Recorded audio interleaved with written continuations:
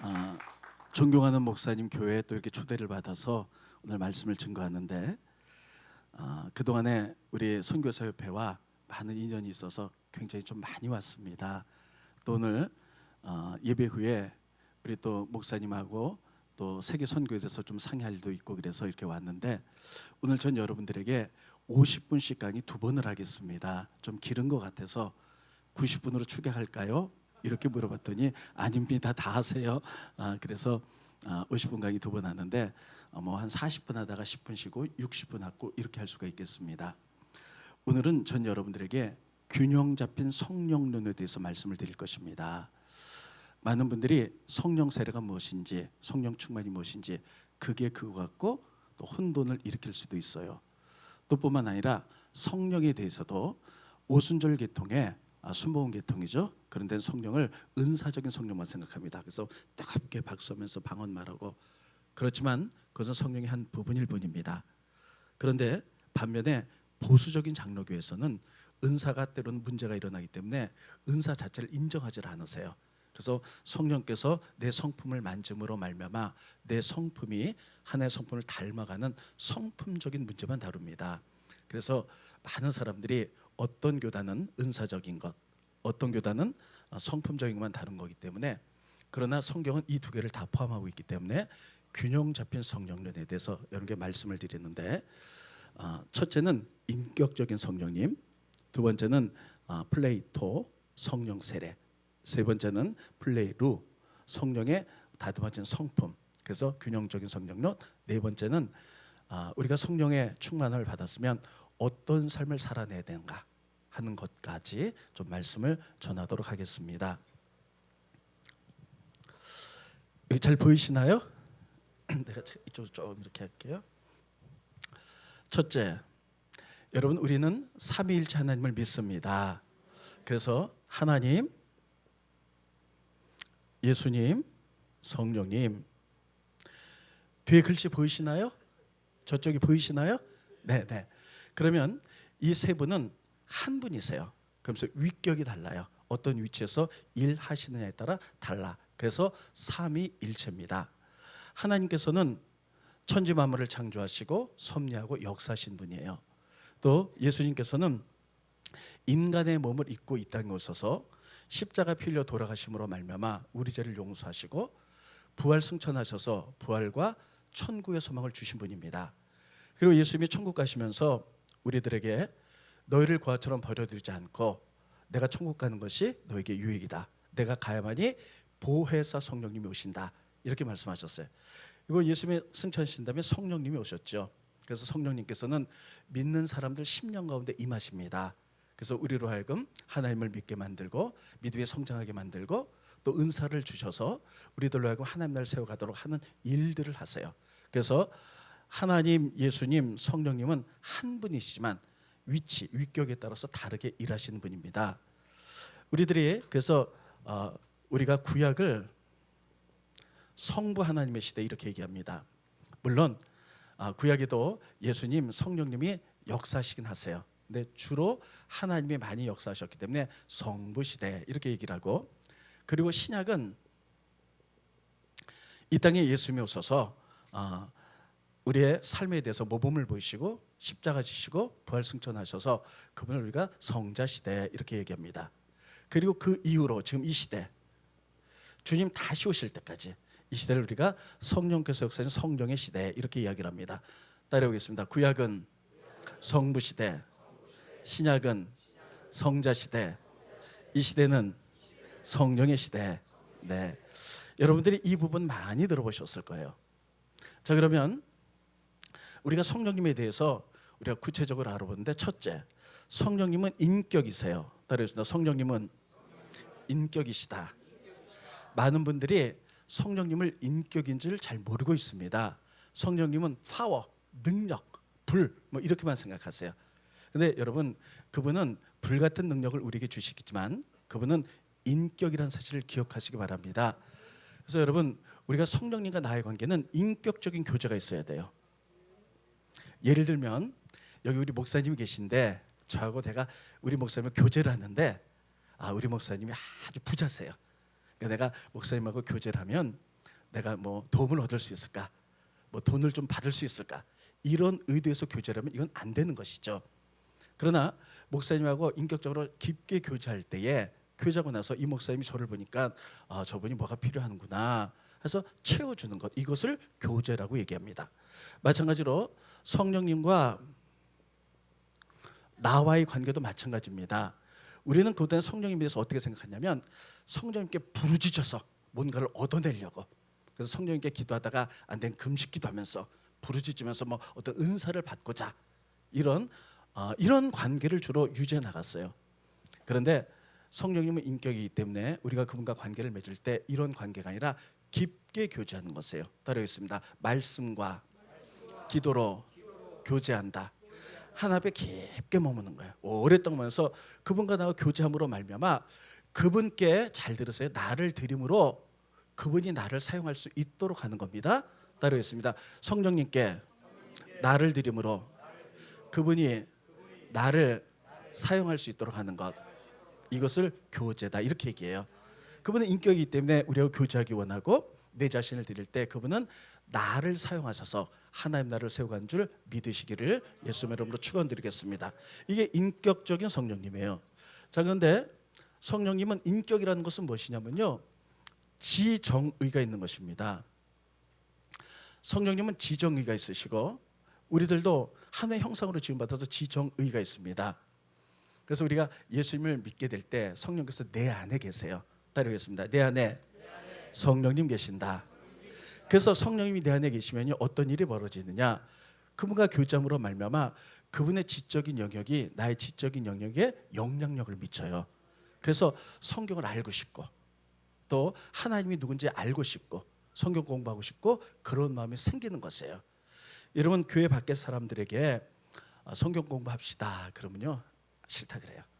그러나 우리가 성경 공부합시다, 하나님에 대해서 알기를 원합니다 그러면 좀 더 알려고 해요. 목말라 합니다. 왜 그러냐면 내 안에 계신 성령님의 지적 영역이 나의 지적 영역에 영향력을 미치기 때문이에요. 두 번째는 그분은 인격이기 때문에 정이 있습니다. 감정적인 영역이 있는데 그분의 감정적인 영역이 내 감정적인 영역에 영향력을 미칩니다. 그래서 예전에는요 세상 것이 좋았어요.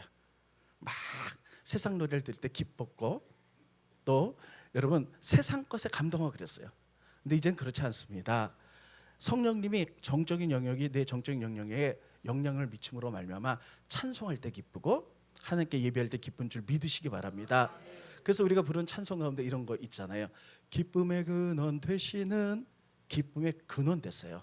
그래서 여러분, 세상에 줄 수 없는 기쁨이 하나님 안에 있다는 사실을 기억하시기 바랍니다. 그래서 그분의 정적인 영역이 내 정적인 영역에 영향을 미쳐서 찬송 부를 때 기쁨이 와요. 예배 드릴 때 기쁨이 오는 것이에요. 그 다음에 그분의 의지적인 영역이 내 의지적인 영역에 영향력을 미칩니다. 그래서 어떤 마음이 생기냐면 내가 예수 믿어서 집사직분 받았는데 권사직분 받았는데 죄 지으면 안 되지 하고 죄를 끊고자 하는 의지가 생겨요. 그리고 여기 교회는 그렇지 않지만 남자분들, 내가 그래도 집사인데 이거 제가 연습했거든요. 이런 거 하면 안 되지. 비록 못 끊는다 할지라도 끊고자 하는 마음들이 생기는 거예요. 그래서 뭐냐면 거룩하신 성령님께서 그런 걸 끊어라 하는 내 의지적인 영역에 영향력을 미치기 때문입니다. 그래서 여러분, 그분은 인격이라서 지정의가 있으세요. 또 두 번째 보겠습니다. 스크린 넘겨주시고요. 네, 방송이 스크린 좀 보여주십시오. 네, 그분은 인격이라서 생각하세요. 로마서 8장 27절에 보면 다 같이 읽겠습니다. 시작.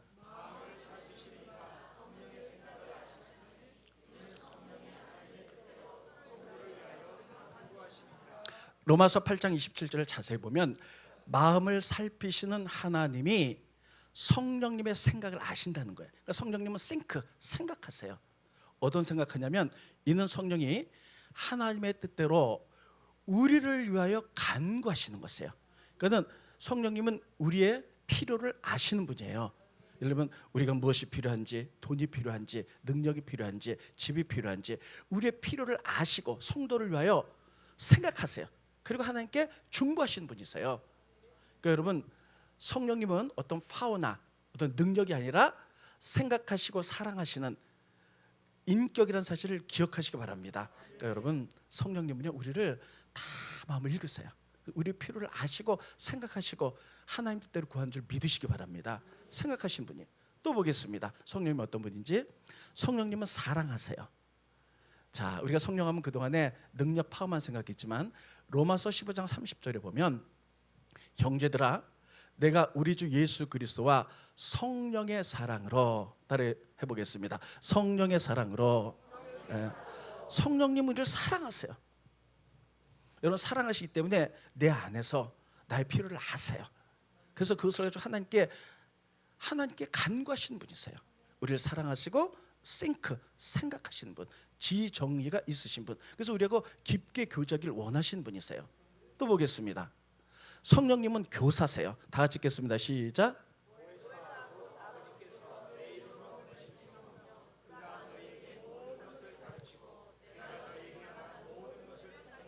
네, 성령님의 역사 중에 하나는 뭐냐면 성령님이 우리에게 모든 것을 가르치세요. 그리고 우리에게 말한 모든 것을 상황에 맞게 생각나게 하세요. 여러분 그런 경험 있으시죠? 저도 목회하다 보면 신방이 급하게 요청될 때가 있어요. 어떤 분은 목사님 저 암이래요. 어떻게 하면 좋아요? 근데 신방 가서 뭐라고 얘기해야 될지 이게 막막한 경우가 있고요. 또 어떤 경우에는 기가 막힌 상황에 빠져가지고 뭐라고 얘기해야지 저분이 위로받을 수 있을까 저도 막 생각하면서 갑니다. 그런데 기도하면서 생각해 보면요, 기도하면서 얘기해 보면요, 제가 생각지도 못한 말을 너무 잘하는 거예요. 막 성경 말씀이 기억나면서 이렇게 해야 됩니다, 저렇게 해야 됩니다 그러면서 스스로 막 놀래요. 내가 이렇게 말을 잘했나? 그것은 제가 잘하는 것이 아니라 성령께서 내 안에 있는 하나님의 말씀이 기억나게 하신 가르치는 교사세요. 그래서 그분이 우리들에게 좋은 교사가 되신 인격이십니다. 그 다음에 그분은 중보자세요. 저는 자 스크린 보시죠. 로마서 8장 26절을 보면서요 정말 많은 감동을 받습니다. 로마서 8장 26절에 보면 이와 같이 성령도 우리의 연약함을 도우시나니 우리는 마땅히 기도할 바를 알지 못하나 오직 성령이 말할 수 없는 탄식으로 우리를 위하여 친히 간구하신다. 따라해보겠습니다. 성령님은 내 안에서 중보하신다. 여러분 성령님 내 안에서 나 연약한 거 쓸 것 아시고 중보하고 계세요. 자 보세요. 또 하나 보는데 성령님은 내 안에서, 그리고 예수님은 지금 승천해서 하나님 보좌 우편에 계시거든요. 천국 하나님 우편 보좌 앞에서 나를 위해서 중보하고 계세요. 자 스크린 보시죠. 로마서 8장 34절에 보면 누가 정죄하리요? 죽으실 뿐만 아니라 다시 살아나신 이는 그리스도 예수시니 예수님은 하나님 우편에 계신 자요. 자 예수님 지금 어디 계세요? 하나님 우편에 계셔서 우리를 위하여 중보하고 계세요. 그러니까 여러분 저도요 교인들에게 많은 중보기도 부탁합니다. 제가 오늘 이곳에 강의 옵니다 광고를 했고 우리 교인들이 계속 중보할 거예요. 중보기도 힘이 굉장히 대단하다는 사실을 기억하시기 바랍니다. 그런데 제가요 정말 존경했던 네 분의 중보자가 계세요. 누구냐면 저희 아버님, 어머님, 장모님, 장인어른이세요. 그분들은 새벽마다 한 번도 쉬지 않고 저와 저희 교회에서 끊임없이 중보하셨어요. 근데 제가 문제가 있으면 바로 전화드리거든요. 어머님, 아버님 이런 문제 있으니까 기도해 주세요. 그러면 바로 기도해 주세요. 그러면 든든합니다. 그런데 그분들이 다 돌아가셨어요. 아버님 돌아가시고 어머님 돌아가시고 장인어른 돌아가시고 이제 장모님만 남았는데 장인어른 돌아가시고 나니까요 마음 한 구석이 확 무너진 것 같아요. 이제 나를 위해서 누가 중보기도 해주나. 아무리 교인들이 중보기도를 많이 해줘도 부모님만큼 못하거든요. 그러다가 어느 날 로마서를 보니까요 세상의 모든 사람들이 중보기도 한다 할지라도 성령님과 예수님의 중보기도는 못하다는 사실이에요. 근데 여러분 영원한 나를 위해서 중보자가 있는데 성령님과 예수님이세요. 성령님은 내 안에서 나를 위해서 중보하시고 예수님은 하나님 우편 보좌에서 나를 위해서 졸지도 주무시지도 않으면서 중보한다는 사실을 기억하시기 바랍니다. 이것을 기억하면요 많은 사람들이 나를 위해서 기도해 주지 않는다 할지라도 너무 든든한 거예요. 따라해보겠습니다. 성령님이 내 안에서 중보하신다. 예수님이 하나님 우편에서 나를 위해서 중보하신다. 성령님과 예수님은 나를 위해서 주무시지도 졸지도 않고 지금도 우리의 연약함과 필요한 것을 아시고 중보하고 계세요. 여러분, 이게 얼마나 놀라운 사실입니까? 그분 인격이고, 그 다음부터 이거를 볼 때마다 그래, 힘들고 어릴 때마다 그래, 괜찮아, 성령님이 나를 위해서 중보하고 계시잖아, 예수님이 천국에서 중보하고 계시잖아, 이런 힘을 얻는다는 사실이에요. 저뿐이겠어요? 여러분, 개인을 위해서 중보하신 성령님, 예수님 생각하시면서 여러분들이 믿음 가운데 일어나셔서 하나님 나라를 세우는 여러분들이 되시기를 예수님의 이름으로 축원드리겠습니다. 이러신 분이에요. 또 보겠습니다. 네, 여기까지만 할게요. 자, 그분은 인격체세요. 그래서 지정의가 있으시고 우리의 필요를 하시고 생각하시고 우리를 사랑하시고 우리에게 적절한 말을 가르치시며 또 우리를 위해서 끊임없이 중보하는 인격이라는 사실을 기억하시길 바랍니다. 그래서 성령님은요, 주여 할렐루야 랄랄라 이것만 생각하는데 그건 한 부분일 뿐입니다. 따르겠습니다. 인격이시다. 인격이세요. 다 잊어버리셔도 괜찮아요. 나를 위해서 중보하시는 분. 세상에 예수님이, 성령님이 나를 위해서 나의 연약함을 지금도 충보하고 계세요. 여러분, 힘 얻으시기를 예수님의 이름으로 축원드리겠습니다. 이게 얼마나 힘이 되는 말씀인지 몰라요. 그래서 첫째, 성령님은 인격이십니다. 두 번째는요, 성령님의 이름 보겠습니다. 성령님의 이름은 무엇일까? 자, 스크린 보시죠. 네, 첫째는 주의 영입니다. 고린도서 3장 17절 다 같이 읽겠습니다. 시작.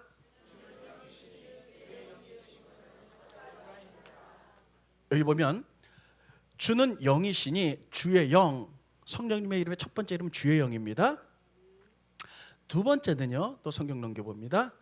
로마서 8장 9절에 보면 만일 너희 속에 하나님의 영이 거하시면, 두 번째 이름은 하나님의 영이에요. 또 밑에서 두 번째 보면 누구든지 그리스도의 영이 없으면 그리스도의 사람이 아니라. 자, 성령의 두 번째 이름은 네, 하나님의 영, 그리스도의 영. 네. 그런데 우리가 제일 보편적으로 많이 하는 이름이 있죠. 뭡니까?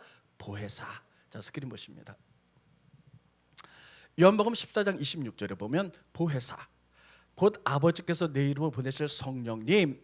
그래서 성령님의 가장 일반적인 이름은 보혜사입니다. 따르겠습니다. 보혜사. 보혜사는 뭐냐면요, 우리를 보호하고 은혜를 베푸신 선생님이다, 이런 뜻이에요.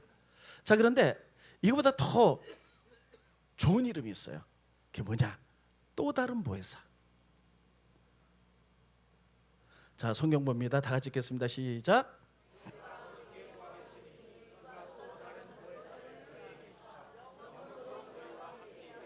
네, 여기 보면 예수님께서 내가 아버지께 구하겠는데 하나님께서 또 다른 보혜사 성령님을 너에게 주시겠다는 거예요.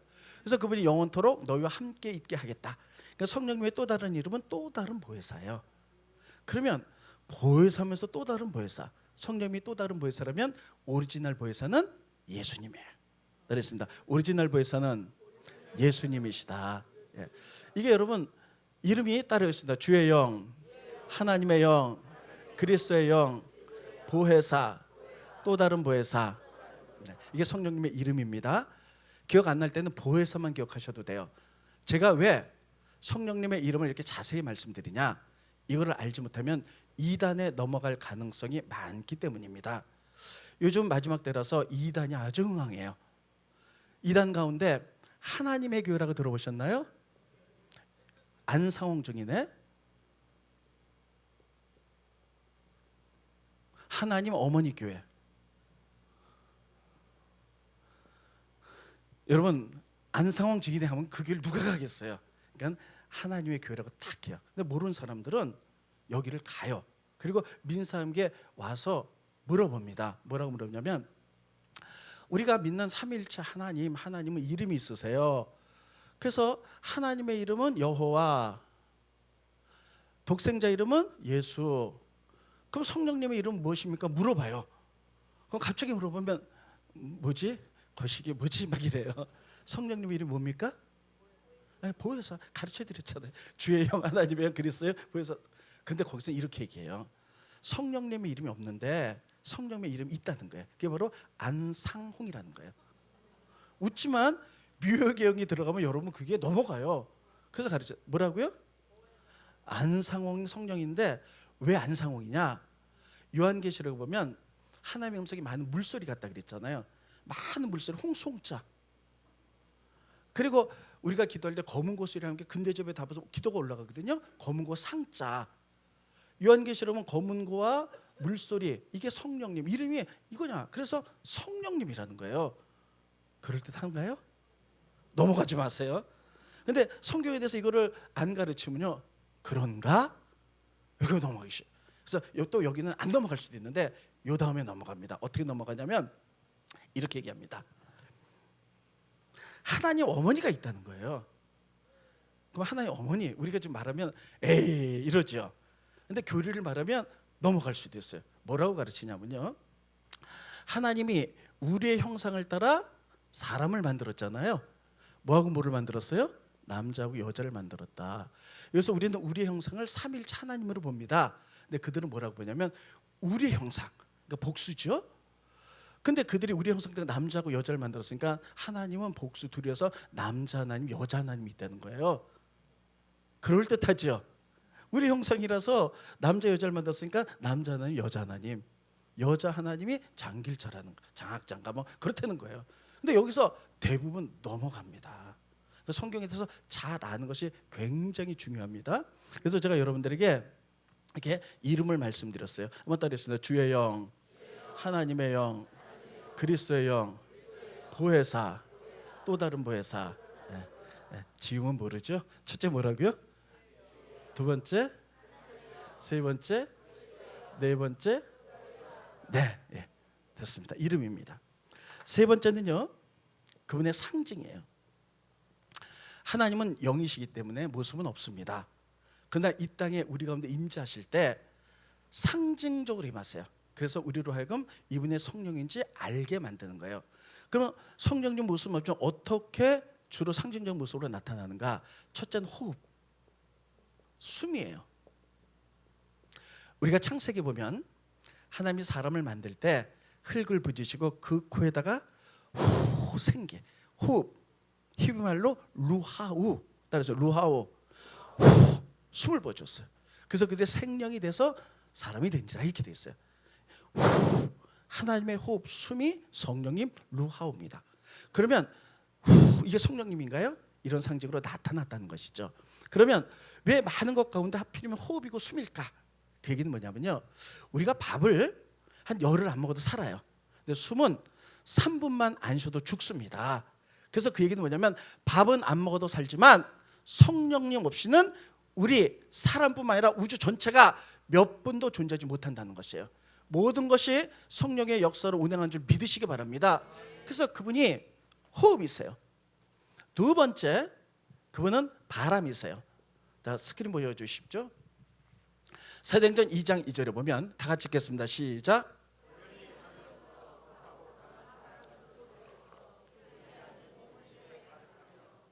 네, 여기 보면 오순절 마가의 다락방에서 기도할 때 성령이 임하셨죠.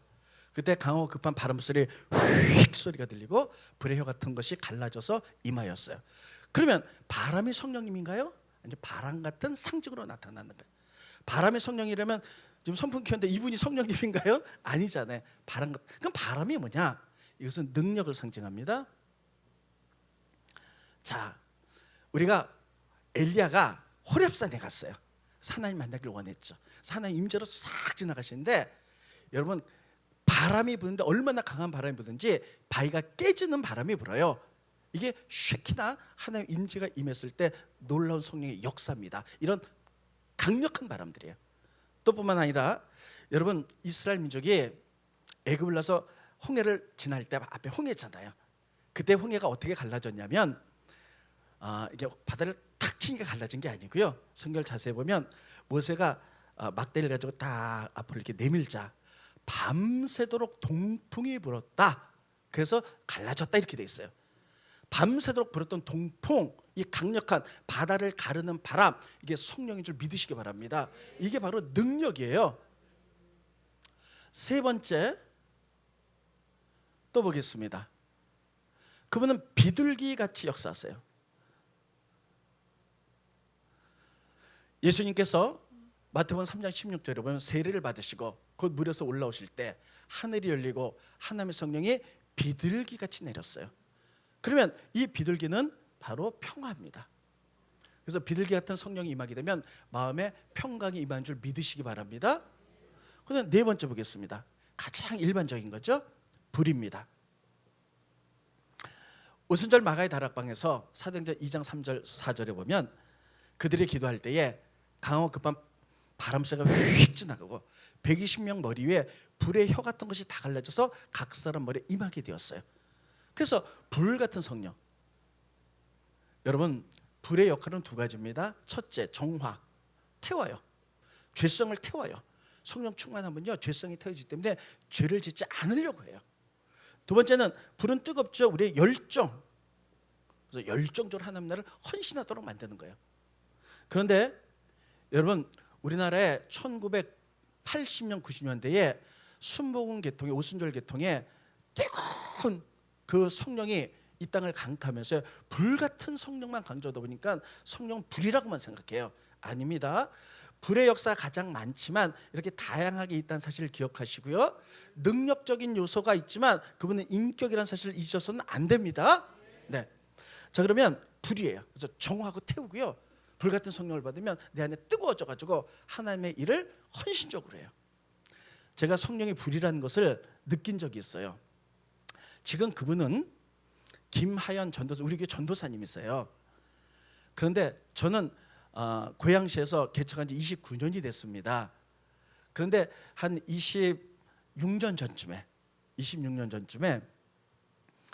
김하연 그 집사님이 늦게 결혼을 해갖고 세댁으로 이사를 와서 우리 교회를 다니기 시작했어요. 그래서 근데 열심히 다니는 거예요. 새벽 기도부터 시작해서 수요일, 주일 한 번도 안 빠져요. 그래서 그 집에 신방을 갔더니 기도 제목이 무엇입니까? 물어봤더니 그 집사님이 이렇게 얘기했습니다. 목사님, 제가 늦게 결혼을 했는데 우리 가정은 손이 귀한 가정인데 아이를 낳아야 되는데 아이가 없습니다. 아이 낳게 기도해 주세요. 이렇게 알았습니다. 이제 기도가 시작됐어요. 근데 이제 몇 주 지나서 철야 시간이에요. 철야 시간에 막 기도하는데 철야 때는 주로 불 끄고 이렇게 강대상만 이렇게 희미하게 켜주잖아요. 막 기도하는데 김하연 전사님이 앞에 앉았는데 그분이 생각난 거예요. 이분 기도해 줘야 되겠다. 하나님이 아이를 가질 수 있도록. 그래갖고 가서 이렇게 막 뜨겁게 기도하는데 머리를 탁 만져서 기도하는데 갑자기 이분이 뜨거 이러는 거예요. 뜨거 이러더니 막 이러는데 내 얼굴에 침을 뱉은 것 같아.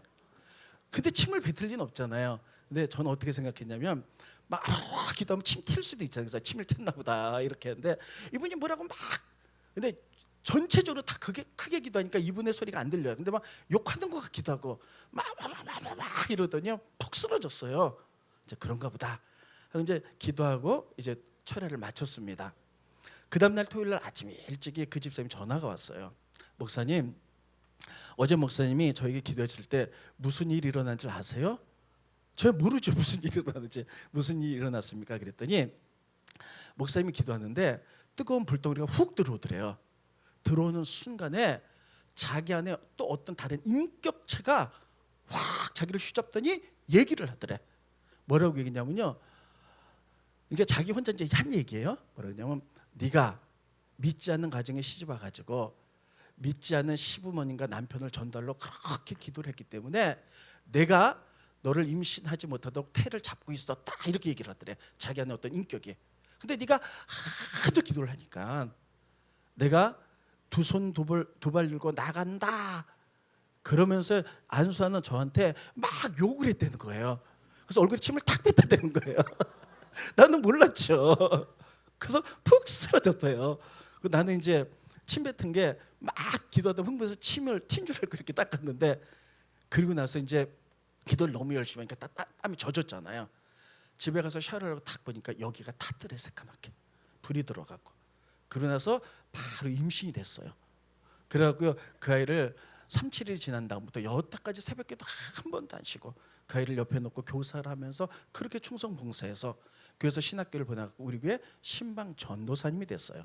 그게 뭐냐면 불 같은 성령, 죄악을 태우는 거예요.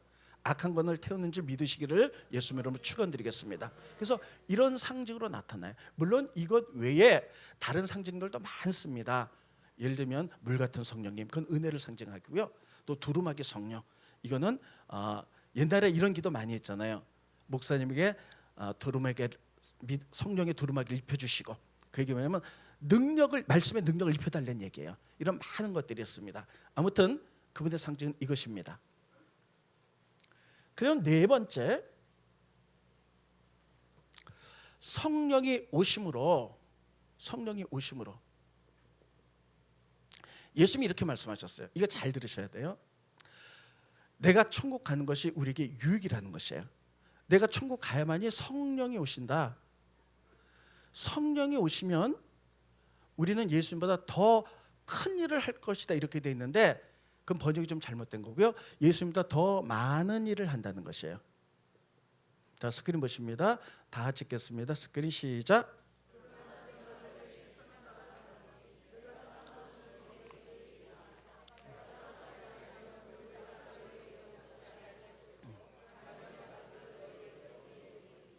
예수님께서 뭐라 그러냐면 내가 떠나는 것이 우리에게 유익이라는 것이에요.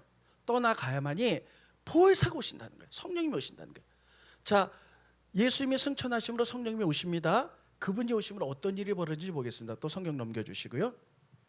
요한복음 14장 12절에 보면 내가 진실로 진실로 너에게 이르노니 나를 믿는 자는 내가 하는 일을 그도 할 것이고 또한 그보다, 예수님보다 더 큰 일도 하리니 이는 내가 아버지께로 감이라.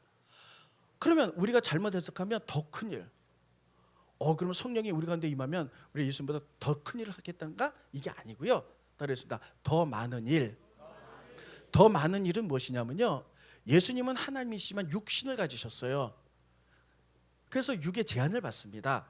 그래서 예수님은 하나님이시지만 예루살렘에 계시면 다른 곳에 동시에 못 계세요. 하나님이시긴 해서. 그래서 그분이 병자를 고치고 귀신을 쫓아내고 하는 일들이 예루살렘에 국한되는 거예요. 그러나 우리가 성령님을 믿으면 성령이 내 안에 계신 줄 믿습니다. 그러면 우리나라에 천만이 믿는다. 미국에 굉장히 많은 사람들이 믿고, 아프리카에 믿고, 뭐 중국에 믿고, 이런 사람들이 수십억의 인구가 다 그 안에 성령이 계셔서 은사를 받아서 동시에 일을 하면 예수님보다 더 많은 일을 하는 줄 믿으시기 바랍니다. 지금 이 말씀을 하는 거예요. 그래서 지금은 성령의 시대입니다. 그러면 성령님이 오셔서 하시는 일, 성령님이 오셔서 어떤 일을 하나, 사역을 보도록 하겠습니다. 자, 스크린 봅니다. 우리를 구원하세요. 자, 이 부분은 제가 시간 관계상 다 알기 때문에 그냥 넘어갔는데요. 이렇게 되어 있습니다. 사람이 물과 성령으로 나지 않냐면 하나님 나라에 들어갈 수 없느니라. 우리를 구원에 이루게 하는 줄 믿으시기 바랍니다. 또 보겠습니다. 넘겨주시고요. 그분은 오셔서 죄와 의와 심판에 대해서 가르치세요. 따르겠습니다. 죄, 의, 심판. 이게 요한복음에 나오는데 이게 조금 어렵습니다, 말이. 8절에 보면 보혜사가 와서 죄에 대하여 의에 대해 심판에 대해 세상을 책망하리라. 그럼 도대체 죄가 뭐고 의가 뭐고 심판이 뭐냐는 거예요. 자, 죄에 대해서 보겠습니다. 9절 다 같이 읽겠습니다. 죄는 뭡니까? 네, 따르겠습니다. 죄는 하나님 믿지 않는 것이다. 이게 죄예요. 우리가 세상에서 죄하면요, 거짓말하고 사기치라고 음란한 짓 하는 게 죄지만 이건 죄의 열매일 뿐이고요. 성경이 말하는 죄는 하나님 믿지 않는 게 죄예요. 예를 들면 죄의 원어는 히말테어입니다. 자, 여기 관역이 있습니다. 제가 화살을 쏴요. 관역에 딱 맞아야 되는데 관역이 이렇게 빗나가요. 이게 죄예요. 그 뜻은 뭐냐면 여러분과 저를 하나님 이 땅에 내셨어요. 하나님이 우리를 이 땅에 내셨을 때 하나님의 계획이 있는 줄 믿습니다. 그럼 그 계획대로 성경을 통해서 딱 나가야 되는데 하나님에 대한 계획을 우리가 알지 못하고 내 마음대로 살아가는 거, 이게 죄예요. 그래서 죄는 하나님 믿지 않는 것. 자, 죄가 뭐라고요? 하나님 믿지 않는 것. 자, 그러면 의는 무엇인가? 자, 10절 읽겠습니다. 시작.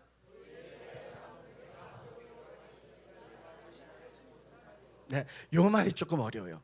의라는 것은 아버지께로 가니 너희가 다 신하를 보지 못합니다. 이 앞에 부분은 이스라엘 제자, 예수님의 제자들이 알기 때문에 생략된 부분이거든요. 이게 뭐냐면, 자, 예수님이 이 땅에 오셔서 십자가 지셔서 우리 죄를 용서한 줄 믿으시기 바랍니다. 부활하셔서 부활의 소망을 주셨어요. 천국의 소망을 주셨어요. 그래서 의는 뭐냐면 십자가 져서 우리 죄를 용서하고 우리를 부활의 소망을 주고 천국의 소망을 주셔서 아버지께로 가요. 그래서 나를 다시 보지 못해. 이 세 가지를 이룬 것이 의인 줄 믿으시기 바랍니다. 이 세 가지가 앞에 생략됐어요. 다시 합니다. 의라는 것은 예수님이 내 죄를 위해서 십자가 지시고 그리고 부활하시고 천국의 소망을 주신 것이 의예요. 이래서 아버지께로 가요. 그래서 천국의 소망을 주신 것, 이게 의인 줄 믿으시기 바랍니다. 심판이라는 것은 11절 다 같이 읽겠습니다. 시작. 이것도 좀 아리송해요. 심판이라는 것은 이 세상의 왕들이 심판받았다. 이 얘기는 뭐냐면 지금부터 2000년 전에 이 땅의 사람들 심판하는 것은 왕들이었어요. 그래서 막 이래서 왕이 착 이러면 살리고 이렇게 죽이고 막 이랬잖아요. 근데 왕들이 심판자인데 왕을 심판하는 사람은 누구냐는 거예요. 그분은 예수님인 줄 믿으시기 바랍니다. 그게 심판에서 예수님이 심판자다. 이런 것들 성령이 우리에게 가르치겠다는 거예요. 그래서 성령님이 오셔서 우리가 죄에 대해서, 구원에 대해서, 의에 대해서 가르치세요. 또 보겠습니다. 넘겨주시고, 그리고 우리 믿음이 성장하게 만드시고요. 또 넘어갑니다. 우리에게 비전을 주세요. 자, 여러분, 이 사랑하는 이 교회는 선교하는 교회이기 때문에 이것에 들어오는 신명들마다 하나님 다 비전을 주신 줄로 믿습니다. 예전에 내 욕망대로 사는 것과 비전은 달라요. 내 욕심대로 살고자 하는 것들은 십자가상에서 다 이미 죽었고 주님 안에서 새로운 하나님 주신 비전들이 있어요. 그래서 자녀들은 그것에서 예언하고 젊은이는 그것에서 환상을 보고 늙은이는 꿈을 꾸는 이런 비전들 성령님이 주시는 거예요. 또 보겠습니다. 우리에게 능력을 줘서 복음을, 진리를 증거하게 만드세요. 또 우리에게 직분도 주시는 이러한 분입니다. 이런 일들을 하세요. 자, 그러면 이제 첫 번째 인격이고, 그리고 새로 따지면 이제 깃털 부분 이제 마쳤습니다. 이제 몸통 부분 들어가겠습니다. 플레이토, 플레일루 가장 중요한 부분입니다.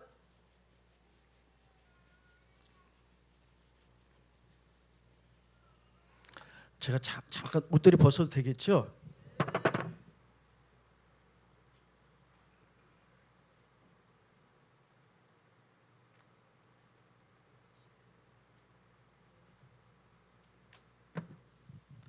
우리가 신앙생활 하다 보면요, 성령 세례, 성령 충만, 성령 기름 부으심, 이게 막 나오는데 이게 도대체 무슨 의미냐? 이게 그거 같고 그게 이거 같고 그렇습니다. 요 부분을 정돈해 드리겠어요. 자, 처음에 성령이 임하게 되면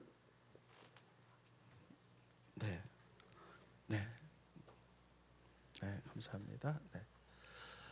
성령이 임하게 되면 두 번째 성령 세례가 있어요. 성령 세례는 다른 말로 말하면 성령의 기름 부으심이에요. 이것은 원어로 플레이토,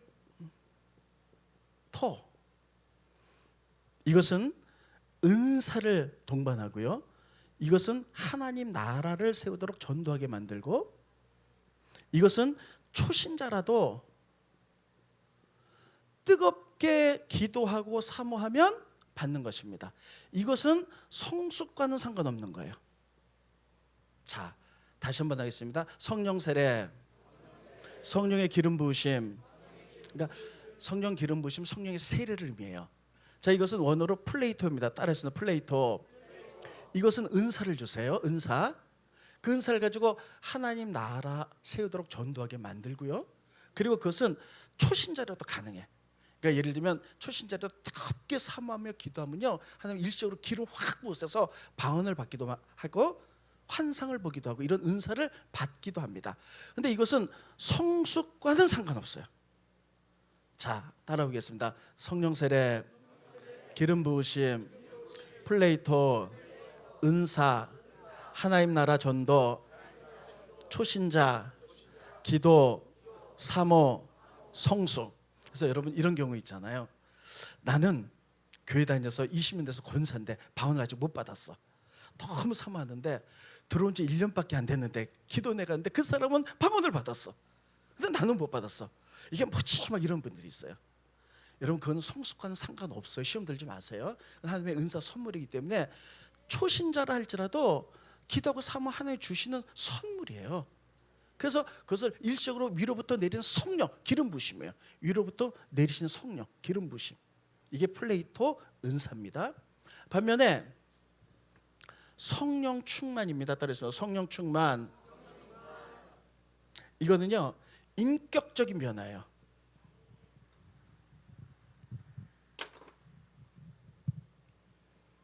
인격적인 변화. 자, 일단 플레이루 원어가 다릅니다. 그러니까 성숙하고 관계되는 거예요. 그래서 예수님의 성품을 닮아가는 거예요.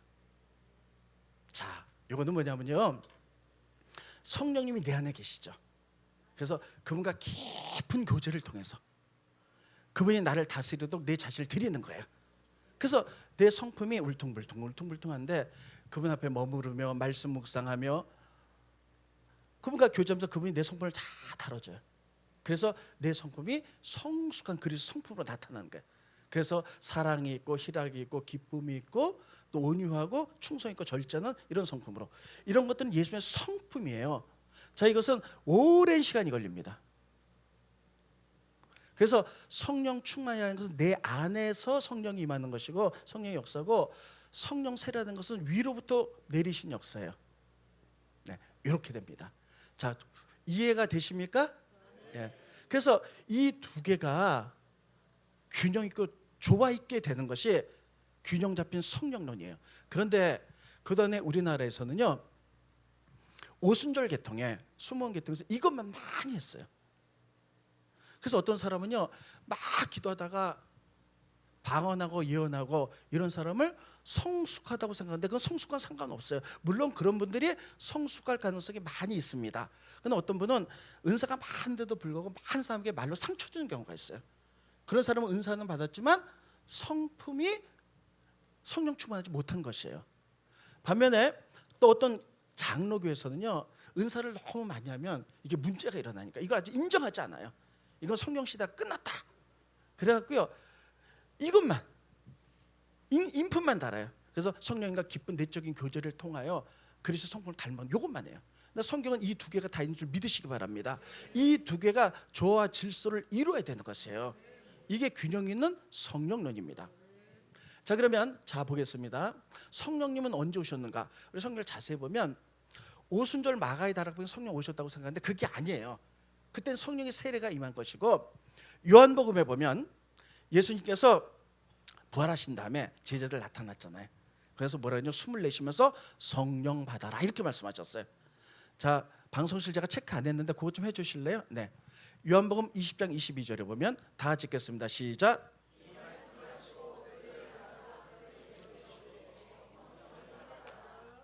네, 예수님께서 제자들에게 숨을 내셨다. 이게 성령 퓨니마거든요. 성령 받아라. 그래서 제자들이 이미 부활하신 예수를 만나면서 성령을 받았어요. 그런데 예수님은 승천하시면서 뭐라고 말했냐면, 너희들이 성령의 능력, 성령 세례를 받지 않고는 하나님 일을 할 수가 없다는 것이에요. 성령 받았기 때문에 너희들이 성령의 능력을 받고 기름 부으심 받으라, 성령 세례 받으라 이렇게 얘기하고 있어요. 자, 스크린 보십니다. 누가복음 24장 49절에 보면 볼지어다 내가 내 아버지께서 약속하신 것을 너에게 보내리니 너희는 위로부터 능력을 입혀질 때까지, 따라서 성령 세례, 위로부터 능력이 입혀질 때까지 이 성경에 머물라고 얘기하고 있어요. 그리고 사도행전에 보면 오순절 마가의 다락방 이전에 예수께서 승천하면서 성령 세례 받아라 이렇게 말하고 있어요. 또 스크린 보십니다. 사도행전 1장 5절에 보면 요한은 물로 세례를 베풀었으나 너희는 몇 날이면 어때요? 성령으로 세례를 받으리라. 따라서 성령 세례, 성령 세례를 약속하셨어요. 그래서 그들이 성령 세례를 받기 위해서 열흘간 열심히 기도하고 마가의 다락방에서 있을 때 오순절날 성령께서 기름 부으신 줄 믿으시기 바랍니다. 이것이 성령 세례예요. 기름 부으심이에요. 위로부터 기름 붓는 거예요. 그래서 이것을 받아서 그 당시에 사람들이 이 땅에 언어지만 방언을 막 얘기했고, 베드로는요 능력을 받아가지고 은사를 받아서 병들을 고쳤죠. 그래서 하루 3,000명씩 5,000명씩 변화받았어요. 그래서 이런 플레이토, 위로부터 내리시는 성령의 기름 부으심, 성령 세례 능력을 받으면 반드시 하나님 나라에서 전도하도록 돼 있어요. 여러분 은사 받으셨죠? 방언 받으셨죠? 또 은사들이 있으시죠? 받은 분들은 반드시 하나님 나라에서 전도하시기를 예수님 이름으로 축원드리겠습니다. 이 목적 때문에 주신 거예요. 그래서 이런 성령의 세례 기름 부으심은 초신자라도 뜨겁게 기도하고 섬으면 일시적으로 와요. 그러면 이것은 반드시 은사하고 연결돼요. 성령이 임하면 너희가 권능을 받고 땅까지 증인되라. 여러분, 예수님도 이 땅에 사역할 때요 성령 세례를 받았어요. 그 능력으로 일하셨어요. 자, 스크린 보시죠. 사도행전 10장 38절에 보면 하나님이 나사렛 예수에게 성령과 능력을 기름 붓듯 하셨어요. 예수님께도 성령으로 기름 부으셨기 때문에 플레이 토의 역사가 있었기 때문에 다니시면서 선한 일하고 귀신 쫓아내고 병자를 고친 줄 믿으시기 바랍니다. 하나님의 아들 예수님도 성령의 기름 부으심, 성령의 세례, 플레이토가 필요했다면 우리들도 반드시 필요할 줄로 믿습니다. 그래서 우리들도 기도하는 거예요. 이거 밖에서 삼아야 되는 것이에요. 그래서 우리가 삼하는 영혼에게 만족시켜 주신 주님의 역사가 우리가 이것을 밖에서 하나님 나라 위하여 우리에게 능력 주셔야 됩니다. 성령이 임하면 권능을 받고 땅까지 증인되라고 말씀했사오니 이런 능력이 필요합니다. 플레이토가 필요합니다. 기도할 때 하나님 우리에게 각각 맞게 성령께서 주실 줄로 믿습니다. 그래서 그 일을 하라고 하나님 우리에게 은사를 주시는 거예요. 그래서 은사를 받은 분들은 반드시 교회 덕과 하나님의 영광과 하나님 나라 세우는데 전도하는 데 사용하셔야 돼요. 자, 그러면 은사의 종류를 좀 보도록 하겠습니다. 은사는 어떤 것이 있는가? 고린도전서 12장 다 같이 읽겠습니다. 시작.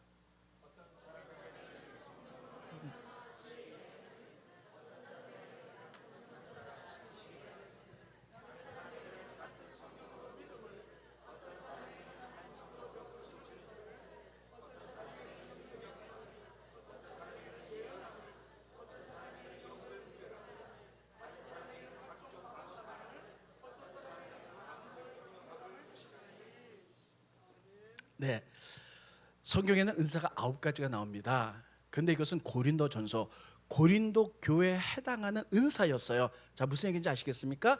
은사는 이것 외에도 많습니다.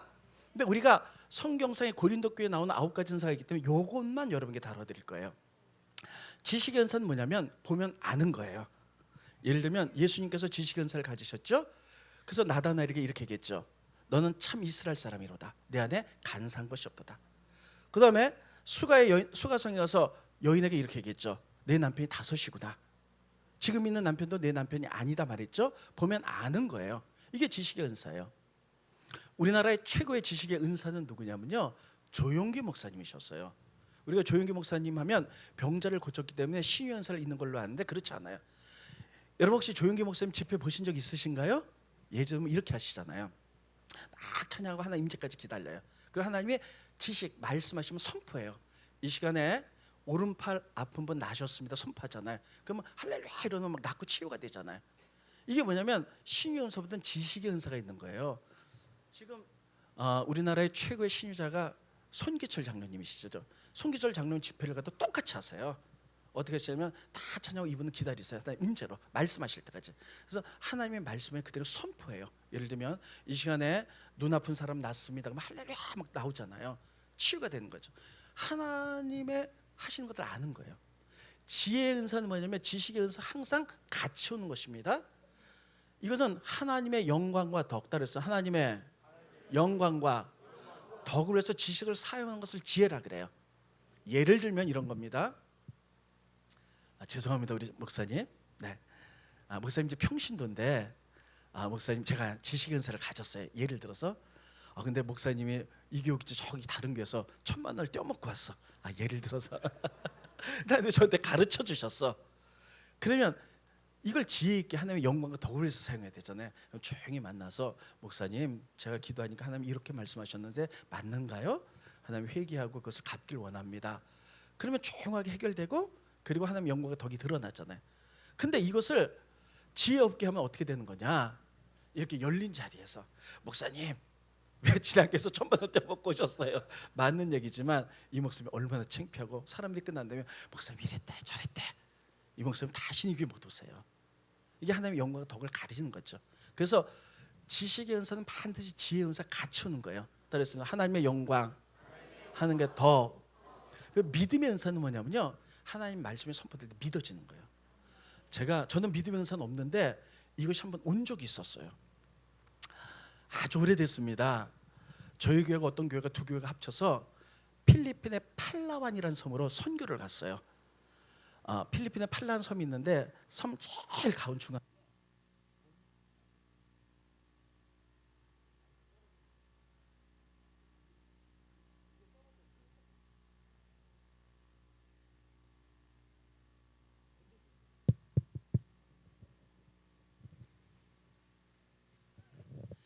네. 팔라완 섬에 갔는데 여기 원주민들이 살거든요. 근데 이분들 전기가 안 들어와요. 그래서 두 교회가 연합해서 발전기 하나 다 갖다 주러 이제 간 거예요. 여름인데 너무 비가 많이 왔어요. 근데 이제 비행기를 내려가지고 버스로 한 2시간 하는데 길이 다 끊겼어. 여기서 정글인데 그때가 밤 10시야. 비가 얼마나 많이 내린지 그래갖고 한 15명이 갔는데 머리에다 이렇게 헤드라이트 있잖아요. 15명이 가고 이 정글을 2시간을 들어가는 거예요. 2시간을 들어갔는데 어떻게 하냐면요, 선교사님이 너무 이제 잘 안 들어간 지역이라서 여러분 길이 없어요. 우거졌기 때문에 이만한 칼을 가지고 나무를 탁탁 자르면서 또 뱀이 물을까봐 백반을 차고 이렇게 들어가. 우린 쫓아가요.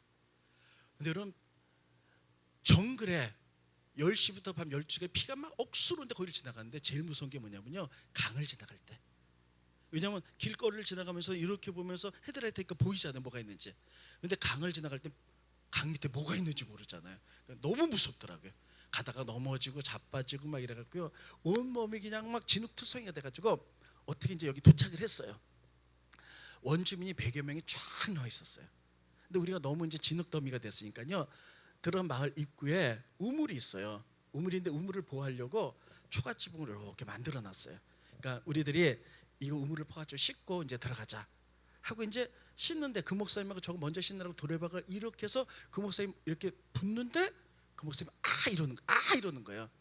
그래서 무슨 소리가 하고 모두 봤더니 여기 뭐가 탁 물었는데 보니까 전갈이 여기를 물은 거예요. 저희는 전갈이 사막에만 있는 줄 알았어요. 근데 정글 한가운데 있는 줄 몰랐어요. 정글 한가운데 우물 위에 초가지붕이 있는데 이게 오래되니까 이게 정갈이 살았어요. 우리가 막 우물을 도락을 하다가 이게 흔들리니까 정갈이 툭 떨어졌는데 그 목사님 여기를 탁 물었어. 딱 가보니까 선교사님이 정갈이다. 그래서 정갈은 발로 밟았는데 여러분 정갈이 물리니까 금세 어떻게 되냐면요, 독이 올라가는데 핏줄이 튀어나오더라고요. 튀어나오고 시커먼 독이 팍팍팍팍 올라가는 거예요. 이게 도착하자마자 뭐 몇십 초 사이 막 일어난 거예요. 혼비 백산하고 급하니까 그냥 막 옷을 가지고 찢어갖고 여기를 확 묶었어요. 그러니까는 독이 더 이상 올라가지 못하고 핏줄이 시커먼 게 이만큼 튀어나오고 새까매요. 정글에서 밤 12시에 전기도 없고 막 이것을 어떻게 될지 막 당황스러운 거예요. 근데요, 거기 추장이 진짜 이만한 칼을 갖고 왔어요. 그래서 이 목사님 죽는다는 거야. 독을 제거하지 않으면 죽는데 어떻게 하냐면 살려면 이 칼로 이 팔을 여기를 잘라야 된대. 그리고 횃불로 여기를 지지고 내일 병원에 가야만이 이 사람이 산다는 거야. 진짜 칼을 이만한 걸 갖고 왔어요. 그러니까 우리는 막 아연 실색이 된 거예요. 생각해보세요. 밤 12시에 정글 한복판에서. 근데요, 순간적으로 말씀이 확 지나가는 거 있잖아요. 마가복음 16장 17절로 18절. 믿는 자에게 이런 표적이 따르더니 뱀을 집으며 무슨 독을 마실 자라도 해를 받지 않냐. 왜 그 순간에 그 말씀 확 지나갔나 몰라요. 그래서 그 말씀 그냥 선포했어요. 그리고요, 기도하자 이 말씀 선포하고 15명이 헤드라이트 여기 비치기 대낮처럼 밝아요. 원주민 100여 명이 다 보고 있어요. 보니까 이만하게 시커멓게 툭 튀어나가고 이거 퉁퉁 부었어.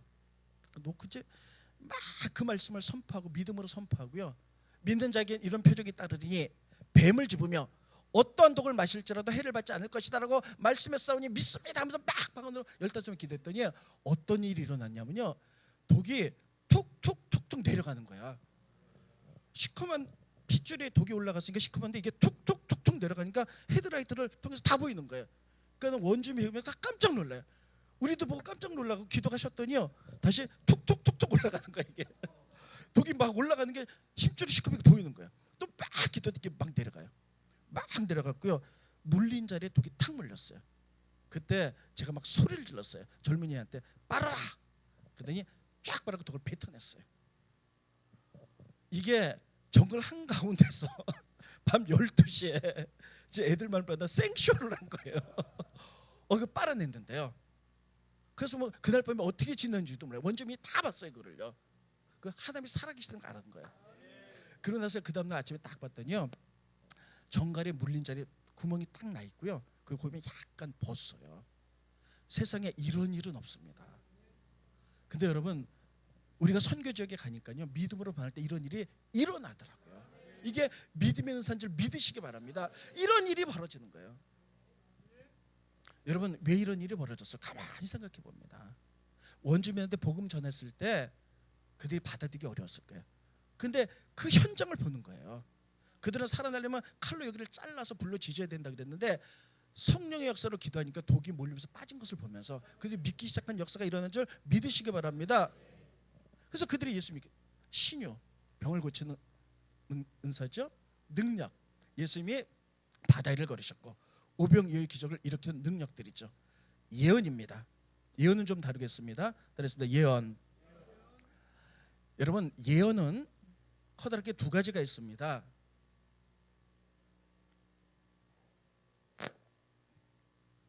구약의 문서적 예언이죠. 예를 들면 예레미야, 이사야, 에스겔 이런 예언서가 있어요. 이것은 말씀을 기반으로 산 예언들입니다. 그리고 은사적인 예언이 있어요. 예를 들면 구약의 에스겔, 예레미야, 이사야, 미가 이런 선지자들은요, 하나님 말씀을 가지고 예언하는 거예요. 예를 들면 이스라엘 민족이 이렇게 얘기했죠. 너희가 하나님 믿으면 축복을 받을 것이고 우상 섬기면 저주를 받을 것이다. 근데 죄를 짓고 우상을 섬깁니다. 그 말씀을 기반으로 해서 너희들이 이랬기 때문에 심판이 올 것이다. 그러나 회개하면 하나님이 회복시켜 주실 것이다. 전부 다 말씀을 근거로 하는 문서적인 예언입니다.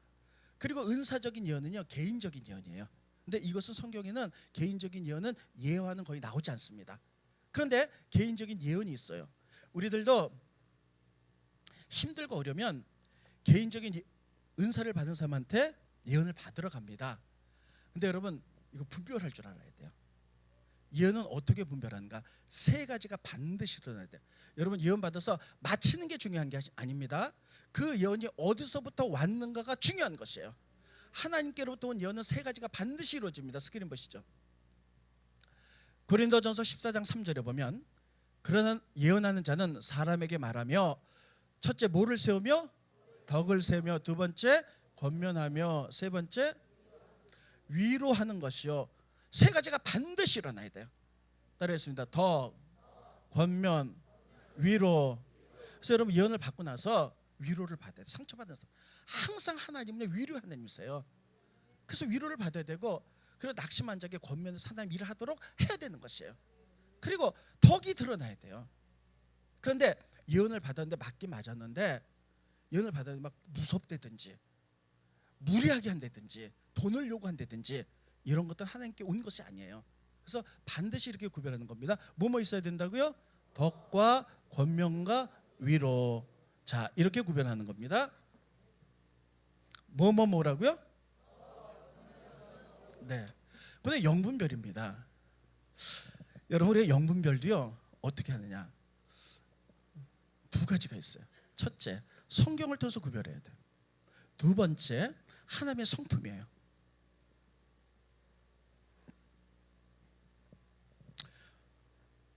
예를 들면 어떤 사람이 영을 받았는데 뭐 좀 이상한 것 같아.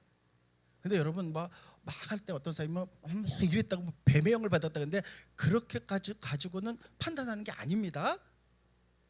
뭐냐면 성경의 근거, 성경에 있는가. 두 번째는 성경이 없는 하나님의 성품은 항상 의롭고 선한 것이거든요.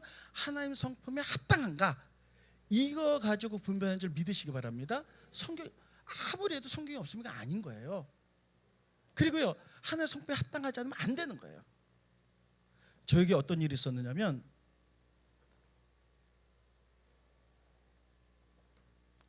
어떤 여자 집사님이 조금 불안해 보이는데 교회를 굉장히 많이 옮겨 다녔어요.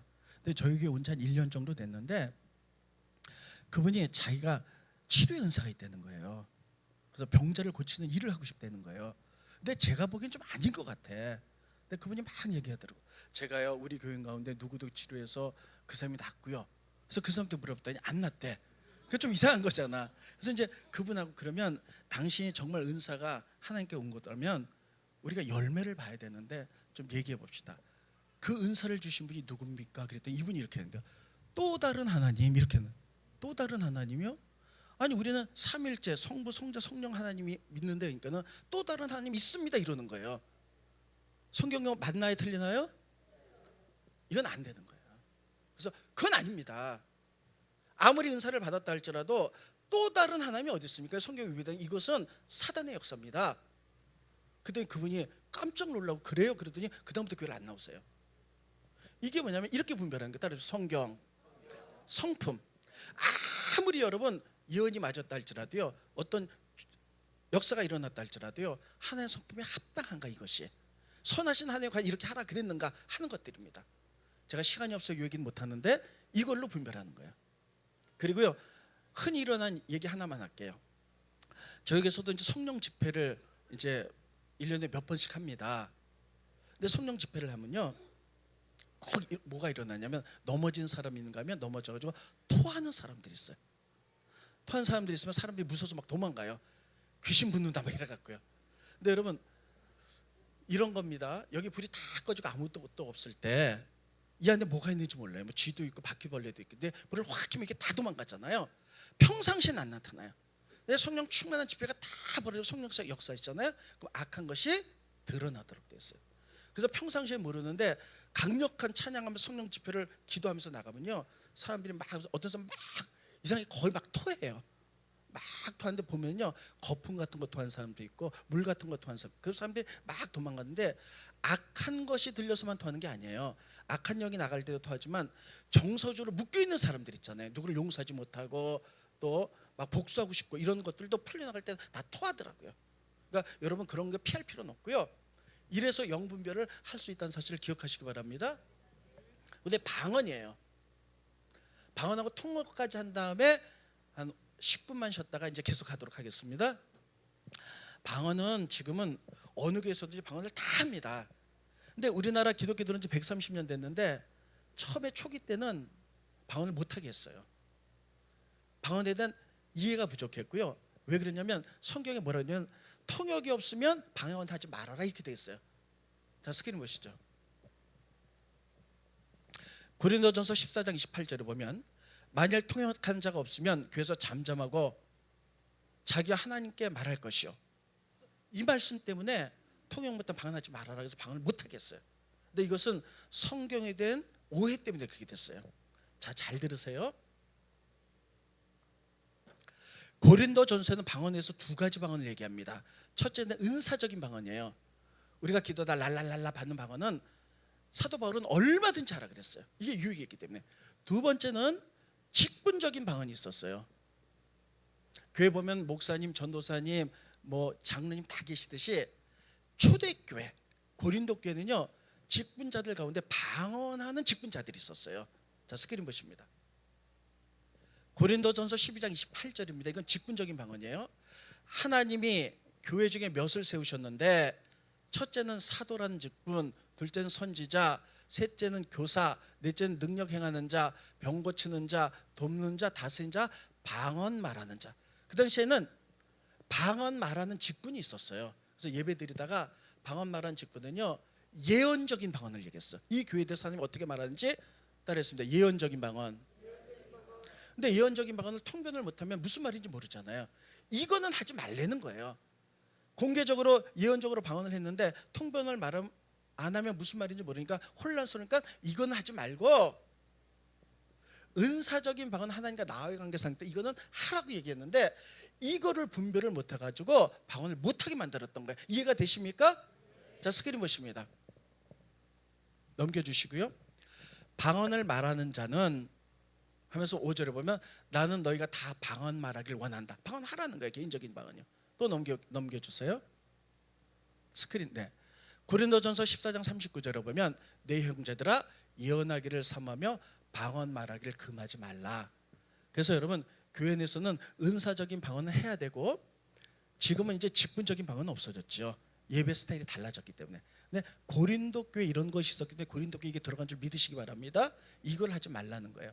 그래서 여러분 이것 외에 많은 은사들이 있는데 다시 본문으로 돌아갑니다. 성령 세례, 플레이토, 기름 부으심, 위로부터 능력 입힘. 초신자라도 막 삼아서 기도하면 순간적으로 성령 확 주시면 은사를 방언을 말한. 그래서 그걸 가지고 하나님 나라 세우도록 전도하라고 주시는 거예요. 이거는 성숙과는 별로 상관이 없는 겁니다. 자, 여기까지 기억하시고 10분 쉬었다가 성령 충만과 그리고 성령 받은 사람은 어떤 삶을 살아내야 되는가 하는 부분에서 이야기했습니다. 들으신다고 수고 많으셨습니다.